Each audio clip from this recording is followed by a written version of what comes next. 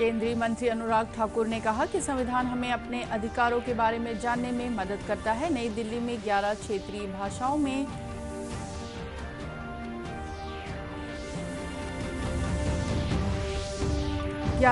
भाषाओं में फोटो प्रदर्शनी का आयोजन।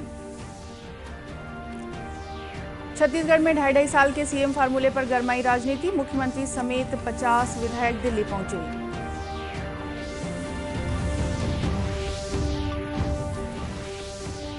स्कूल शिक्षा मंत्री ने कहा कि शिक्षा समाज और देश की प्रगति का सूचक है। अंग्रेजी माध्यम स्कूल के प्राचार्यों का 10 दिवसीय प्रशिक्षण।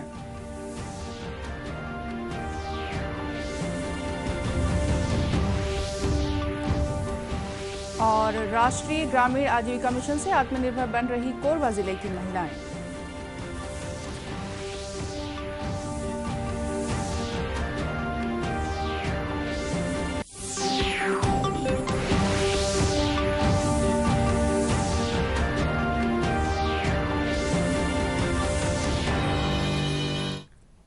नमस्कार, आप देख रहे हैं दूरदर्शन समाचार। मैं हूं रेहाना। अब समाचार विस्तार से। सूचना और प्रसारण मंत्री अनुराग ठाकुर तथा संस्कृति मंत्री किशन रेड्डी ने आज नई दिल्ली में चित्रांजलि @75 शीर्षक से 2 प्रदर्शनियों का उद्घाटन किया। पहली ई फोटो प्रदर्शनी संविधान निर्माण से संबंधित है, जबकि दूसरी फिल्म पोस्टरों से संबंधित वर्चुअल प्रदर्शनी है। उद्घाटन के बाद श्री ठाकुर ने कहा कि भारतीय संविधान हमें अधिकारों और कर्तव्यों के बारे में जानने में मदद करता है। उन्होंने कहा कि सरकार जल्द ही अपने संविधान को जाने जैसे कार्यक्रम शुरू करेगी। श्री ठाकुर ने कहा कि भारतीय संविधान से संबंधित ई प्रदर्शनी से युवाओं को न केवल इसके बारे में और अधिक जानने में मदद मिलेगी, बल्कि उन्हें अपने अधिकारों से अवगत कराने में भी मदद मिलेगी। उन्होंने कहा कि ई प्रदर्शनी 11 क्षेत्रीय भाषाओं में है और यह चित्रों का अनूठा संग्रह है। चित्रांजलि @75 प्रदर्शनी के बारे में उन्होंने कहा कि सिनेमा हमारे समाज का प्रतिबिंब है और भारतीय सिनेमा ने समाज सुधार के संदेश को जनता तक ले जाने में महत्वपूर्ण भूमिका निभाई है। जब भारत आजादी के 75 वर्ष मना रहा है, तो हम उनके बीच में ई फोटो एग्जीबिशन लेकर जा रहे हैं ताकि वो जान सकें संविधान बनाने की प्रक्रिया क्या थी। और कहीं ना कहीं हमारे आज के युवाओं को न केवल संविधान को पढ़ने का, समझने का, जानने का अवसर मिलेगा, संविधान में उनके लिए अधिकार क्या है, जहां एक और वो अपने अधिकारों को जान पाएंगे, वहीं पर उनका कर्तव्य क्या है, शायद इस भाव को जगाने का अवसर भी मिलेगा। इस अवसर पर किशन रेड्डी ने कहा कि प्रधानमंत्री नरेंद्र मोदी चाहते हैं कि आज़ादी का अमृत महोत्सव लोगों के नेतृत्व में आयोजित किया जाए। आज़ादी के अमृत महोत्सव के रूप में सूचना एवं प्रसारण मंत्रालय 23 से 29 अगस्त तक विशेष सप्ताह मना रहा है। इसके तहत देश भर में विभिन्न मीडिया इकाइयों के माध्यम से कई गतिविधियां और कार्यक्रम चलाए जा रहे हैं। पत्र सूचना कार्यालय के चंडीगढ़, रांची, बेंगलुरु, चेन्नई, मुंबई और रायगढ़ कार्यालय वेबिनार का आयोजन कर रहे हैं। प्रकाशन विभाग द्वारा मुंबई और लखनऊ में पुस्तक प्रदर्शनी का आयोजन किया जाएगा। लोक संपर्क और संचार ब्यूरो की अहमदाबाद, बेंगलुरु, भुवनेश्वर, चंडीगढ़, देहरादून, गुवाहाटी, हैदराबाद, कोलकाता, पुणे, पटना, रायपुर, रांची, शिलोंग और जयपुर की इकाइयां लोक संपर्क कार्यक्रम आयोजित कर रही हैं। गीत और नाटक प्रभाग देश भर में 100 से अधिक कार्यक्रम आयोजित कर रहा है। केंद्रीय आदिवासी मामलों के मंत्री अर्जुन मुंडा 2 दिवसीय प्रवास पर छत्तीसगढ़ आज रायपुर पहुंचे। श्री मुंडा इस दौरान राजधानी रायपुर में आयोजित बैठक में मुख्यमंत्री भूपेश बघेल के साथ ट्राईफूड परियोजना, वन धन, स्व सहायता समूह और लघु वन उत्पाद पर छत्तीसगढ़ में चलाए जा रहे कार्यक्रमों पर विस्तार से चर्चा करेंगे। बैठक के दौरान छत्तीसगढ़ के वन मंत्री, ग्रामीण विकास मंत्री और अनुसूचित जाति व जनजाति मंत्री, मुख्य सचिव और संबंधित विभागों के प्रमुख सचिव एवं वरिष्ठ अधिकारी उपस्थित रहेंगे। छत्तीसगढ़ प्रवास के दूसरे दिन केंद्रीय मंत्री जगदलपुर में आयोजित विभिन्न कार्यक्रमों में हिस्सा लेंगे तथा ट्राइब्स इंडिया शोरूम का शुभारंभ करेंगे। राज्यपाल अनुसुईया उइके ने कहा कि जो व्यक्ति समाज में निस्वार्थ भाव से मानवीय संवेदना के साथ असहाय और गरीबों की सेवा करता है, उसे पूजनीय माना जाता है। समाज में कई लोग ऐसे होते हैं जो बिना किसी अपेक्षा के लोगों की सेवा करते हैं। उनमें संत मदर टेरेसा का नाम प्रमुख है। उनके कार्यों की वजह से उन्हें पूरा संसार सम्मान की नजरों से देखता है। राज्यपाल उइके ने मिशनरी ऑफ चैरिटी आश्रम में संत मदर टेरेसा जी के 111वें जन्म दिवस के अवसर पर आयोजित कार्यक्रम में यह बातें कहीं। राज्यपाल ने कहा कि जीवन के कई क्षणों में जरूरत पड़ने पर वे किन्हीं के समक्ष मदद मांगने गई और अपेक्षा अनुरूप कार्य न होने पर या मदद न मिलने पर उन्हें बड़ी पीड़ा हुई। राज्यपाल बनने के बाद भी मैंने यह प्रयास किया कि जो भी राजभवन के दरवाजे आए उनकी समस्याओं का निराकरण करने का प्रयास करूं। जब हम बिना अपेक्षा के किसी की मदद करते हैं तो जो संतुष्टि मिलती है वह किसी अन्य कार्य में नहीं मिलती है। अतः हम सबको जीवन का कुछ समय दीन दुखियों की सेवा में लगाना चाहिए। कोविड महामारी के दौरान यह और भी अधिक आवश्यक हो गया है कि हम दूसरों के प्रति सहानुभूति रखें, दयालु बने और दूसरों की मदद करें। छत्तीसगढ़ राज्य अल्पसंख्यक आयोग के अध्यक्ष महेंद्र छाबड़ा ने कहा कि हमें जब कभी भी दीन दुखियों की सेवा करने का मौका मिले तो अवश्य करनी चाहिए। हमें प्रतिदिन 2 व्यक्ति की सेवा करने का प्रयास करना चाहिए। कार्यक्रम को राज्य खनिज विकास निगम के अध्यक्ष गिरीश देवांगन एवं छत्तीसगढ़ भवन एवं अन्य सन्निर्माण कर्मकार कल्याण बोर्ड मंडल के अध्यक्ष सुशील सन्नी अग्रवाल ने भी संबोधित किया। इस अवसर पर sister Maria, father Jones, Philip church court के अध्यक्ष एवं समाज सेवी John Rajesh Paul, hotel restaurant कर्मचारी कल्याण एसोसिएशन के अध्यक्ष Suresh Masih, missionary of charity के सिस्टर, अन्य सेविका बहनें और आश्रम की महिलाएं उपस्थित थे। छत्तीसगढ़ में 2.5 साल के सीएम फार्मूले को लेकर छत्तीसगढ़ के मंत्री, विधायकों और स्वयं मुख्यमंत्री भूपेश बघेल की दिल्ली जाने के बाद छत्तीसगढ़ की राजनीति गर्मा गई है। गुरुवार शाम से विधायकों और मंत्रियों के दिल्ली जाने का सिलसिला शुरू हुआ है। गुरुवार को जहां 30 से ज्यादा कांग्रेस विधायक दिल्ली रवाना हुए, वहीं शुक्रवार सुबह 10 से अधिक विधायक दिल्ली रवाना हुए। मुख्यमंत्री भूपेश बघेल भी अपने कैबिनेट मंत्री मोहम्मद अकबर के साथ दिल्ली रवाना हुए।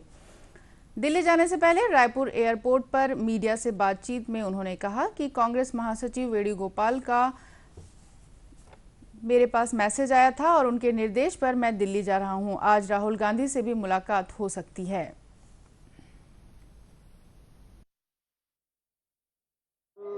केसी वेणुगोपाल जी का मेरे पास मैसेज आया था।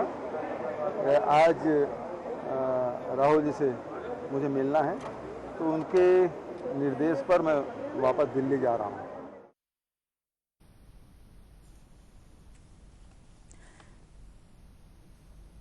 इस मामले पर पूर्व मुख्यमंत्री डॉक्टर रमन सिंह ने कहा कि जिस तरह से विधायक और मंत्री दिल्ली जा रहे हैं, उससे लगता है कि छत्तीसगढ़ में 2.5 साल का मामला गहराता जा रहा है। साफ यह है कि संकट गहराता जा रहा है और जिस प्रकार केंद्रीय नेतृत्व ने इशारा किया है, जो लगता है कि जिस प्रकार के नारेबाजी रायपुर के एयरपोर्ट में हो रहा था, और ये स्पष्ट संकेत करता है कि कांग्रेस के अंदर निश्चित रूप से वो 2.5 साल की बातें जो चल रही थी उसको धरातल में लाने की प्रक्रिया केंद्रीय नेतृत्व ने प्रारंभ किया है और उसकी प्रतिक्रिया साफ दिख रही है। उल्लेखनीय है कि 3 दिन पहले ही दिल्ली में मुख्यमंत्री भूपेश बघेल, स्वास्थ्य मंत्री टीएस सिंहदेव की प्रदेश प्रभारी पीएल पुनिया की मौजूदगी में राहुल गांधी के साथ बैठक हो चुकी है। वहीं आज होने वाली बैठक को भी छत्तीसगढ़ सरकार के लिहाज से काफी अहम माना जा रहा है। छत्तीसगढ़ पंथी नृत्य अकादमी भिलाई के द्वारा दुर्ग में पंथी के सृजनकर्ता कलाकार देवदास बंजारे की पुण्यतिथि मनाई गई। इस दौरान देवदास बंजारे लोक कलाकार सामाजिक समरसता सम्मेलन और सम्मान समारोह का आयोजन किया गया। कार्यक्रम का उद्देश्य छत्तीसगढ़ के विभिन्न क्षेत्रों में लोक कला के संवर्धन व संरक्षण करना था। इस दौरान पंथी, कर्मा, सरहुल, राउत नाच, सैला, सुआ, डंडा, ककसार, रामधुनी, राहस नृत्य जैसे पारंपरिक कार्यक्रमों की मंची प्रस्तुति भी दी गई। छत्तीसगढ़ के वरिष्ठ लोक कलाकारों का महासम्मेलन का शुभारंभ प्रदेश के संस्कृति मंत्री अमरजीत भगत ने किया। इस दौरान उन्होंने कहा कि स्वर्गीय देवदास बंजारे का छत्तीसगढ़ की लोक कला और संस्कृति को बढ़ाने में महत्वपूर्ण योगदान था। हमारे छत्तीसगढ़ के माटी के बेटा, पंथी के नायक स्वर्गीय देवदास बंजारे जी की आज पुण्यतिथि है और ओला मैं नमन करत हूँ, ओला मैं शुभता करत हूँ।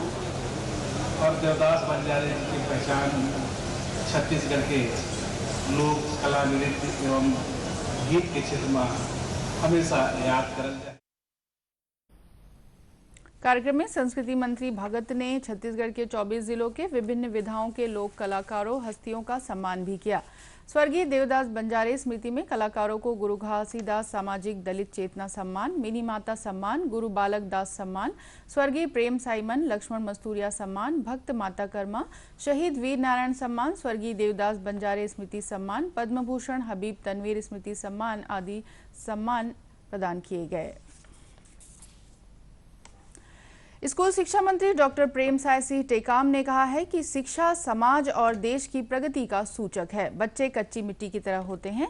विद्यालय के प्राचार्य और शिक्षक एक कुम्हार की तरह तराश कर उनका भविष्य गढ़ते हैं। डॉक्टर टेकाम ने प्रशासन अकादमी निमोरा में स्वामी आत्मानंद शासकीय उत्कृष्ट अंग्रेजी माध्यम स्कूल के प्राचार्यों के 10 दिवसीय आवासीय प्रशिक्षण कार्यक्रम में यह बातें कही। यह प्रशिक्षण कार्यक्रम 23 अगस्त से 1 सितंबर तक आयोजित किया गया है। श्री टेकाम ने प्राचार्यों से कहा कि शासकीय अंग्रेजी माध्यम स्कूल में माता पिता अपने बच्चों को विश्वास के साथ पढ़ने भेज रहे हैं। प्राचार्य बच्चों के माता पिता के विश्वास को कम न होने दें। उन्होंने कहा कि प्रदेश में संचालित 172 शासकीय अंग्रेजी माध्यम स्कूलों में सभी प्रकार की बेहतर व्यवस्था की गई है। कोरिया जिले का विभाजन कर मनेन्द्रगढ़ जिला बनाने की घोषणा के बाद से परिसीमन को लेकर जारी गतिरोध बड़े आंदोलन का रूप ले रहा है। एक तरफ कोरिया बचाओ मंच का गठन करते हुए 23 अगस्त से क्रमिक धरना प्रदर्शन जारी है, वहीं दूसरी तरफ कोरिया जिले के सर्व समाज के लोगों ने बड़ी रैली करते हुए कोरिया कलेक्टर को ज्ञापन सौंपा। ज्ञापन में संपूर्ण खड़गवा ब्लॉक को कोरिया जिले में शामिल करने की मांग की गई है। जिला पंचायत उपाध्यक्ष वेदांती तिवारी ने कहा कि कोरिया वन मंडल कार्यालय कोरिया जिले में ही रखा जाए, नहीं तो यह आंदोलन लगातार जारी रहेगा। कि जो पहले हमारा कोरिया वन मंडल बना था, वो कोरिया वन मंडल को सीधे कोरिया में शामिल किया जाए। उनको जिला बना है, हमको उससे कोई विरोध नहीं है, उनका भी विकास हो, लेकिन उसके साथ हमारे कोरिया का अस्तित्व जुड़ा हुआ है, कोरिया का अस्तित्व बचा रहे। इस मांग को लेकर सर्व आदिवासी समाज और सारे जनप्रतिनिधि एक साथ एक मंच पे खड़ा होकर हम लोग सजा ज्ञापन देने आए हैं। वहीं जिला पंचायत अध्यक्ष कलावती मरकाम ने कहा कि जिले का 2 भागों में बंटवारा न किया जाए, इससे लोगों को काफी परेशानियों का सामना करना पड़ेगा। जो है हमारे खड़गवा ब्लॉक उस क्षेत्र को 2 टुकड़ा में विभाजन करने का ऐसे चल रहा है, लेकिन हम लोग जैसे पता चला कि 2 टुकड़े में विभाजन ना करें, क्योंकि हमको जिला तो मिल जाएगा बैकुंठपुर, अगर हम लोग को खड़गवा में रहते हैं तो फिर जनपद और तहसील हम लोग को दिक्कत हो जाएगा। हम लोग छोटे छोटे काम हमेशा लगा रहता है, जिला तो कभी कभार आते हैं, लेकिन हमको जनपद और तहसील चाहिए। तो इसके लिए अगर बंटवारा हो जाता है तो हम लोग को बहुत बड़ा परेशानी होगा। वहीं आदिवासी नेता विजय सिंह ने कहा कि अनुसूचित क्षेत्र में पेशा कानून के तहत ग्राम सभा का प्रस्ताव लोकसभा विधानसभा से बढ़कर है। सरकार पेशा कानून को लागू करने के वादे कर रही है, लेकिन अभी तक विधानसभा में पास नहीं किया गया है।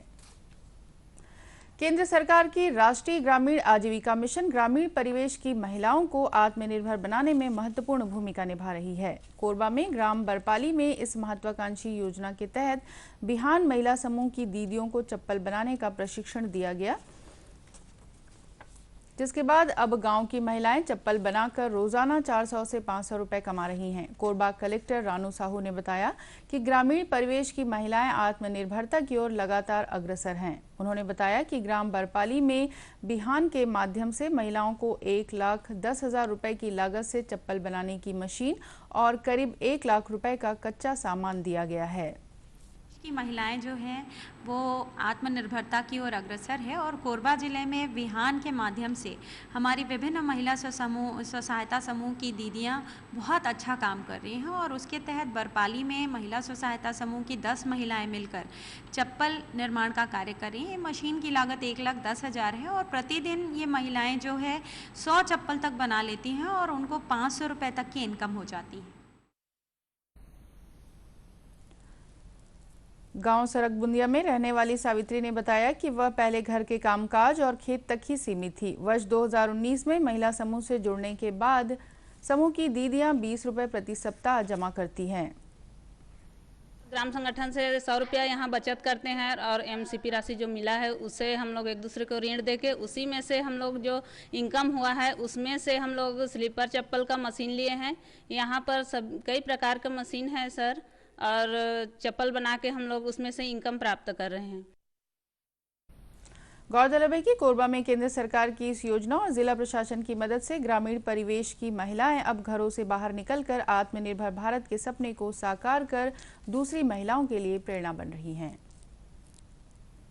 और इसी के साथ ये समाचार बुलेटिन समाप्त हुआ।